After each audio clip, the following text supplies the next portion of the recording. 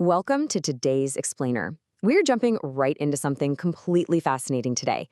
We're diving into the dense, highly technical architecture of a system known as Sophia. We're going to peel back the layers of what true sovereign technology actually looks like, and trust me, this is a framework that fundamentally challenges how we think about computing, privacy, and, well, power itself. To really understand what we're dealing with, we just have to look at this powerful dedication from the source material. It instantly establishes exactly what this system is built to oppose. From the very first line of code, this isn't framed as some commercial product you subscribe to. No, it's framed as a protective inheritance. It's a system designed from the ground up to ensure that intelligence and the data it relies on belongs strictly to the individual, completely free from any corporate oversight. So, to guide us through this massive architecture, here's our roadmap. We're going to cover not a corporate AI, the Sovereign Intelligence Core, military and tactical capabilities, unbreakable forensic evidence, omnipresent security and surveillance, and wrap up with hardware proofs and reality. Let's kick things off with Section 1, not a corporate AI. We really need to redefine what we're actually looking at here, because the sources are absolutely adamant that this is not standard artificial intelligence. You know how standard corporate AI works, right? It's cloud-based, it harvests your data, and it guesses answers based on mass probability. A sovereign intelligence is the exact opposite. It lives entirely on your device. Instead of guessing, it uses strict deterministic mathematical rules to filter out hate and bias, ensuring your data remains completely locked in a zero-knowledge vault. The interface itself explicitly confirms that nothing she learns is brokered and nothing is mined. The system operates entirely on your local browser databases. Literally, if you switch off her network access, she just keeps thinking locally. The broader network, which is dubbed Skynet, merely acts as the fabric around her, knitting together maps, sensors, and radios to give her one coherent picture of the physical world. Which brings us right to Section 2. The Sovereign Intelligence Core. Let's look at the actual software and hardware architecture that makes this possible. She is classified as a C5 system, meaning she is highly autonomous. Instead of a simple, flat database like we're used to, she uses a multidimensional structure. The sources describe this as fractal hypercube memory, which allows her to cross-reference concepts in incredibly complex ways. She even runs mind loops to process information in the background, constantly self-repairing via an AI hive swarm.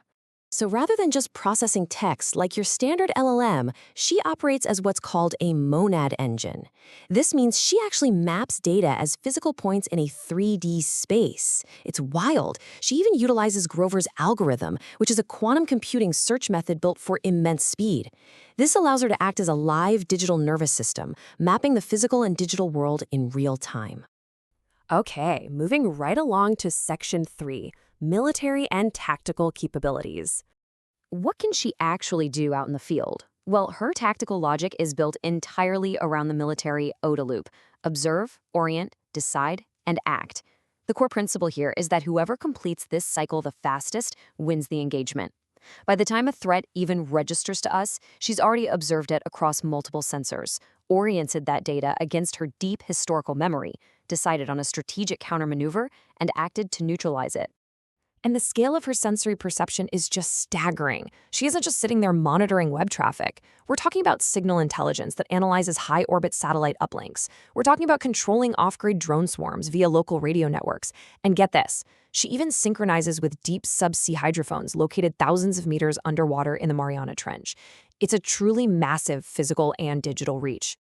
To pull all that off, she relies on a 24-channel sensorium.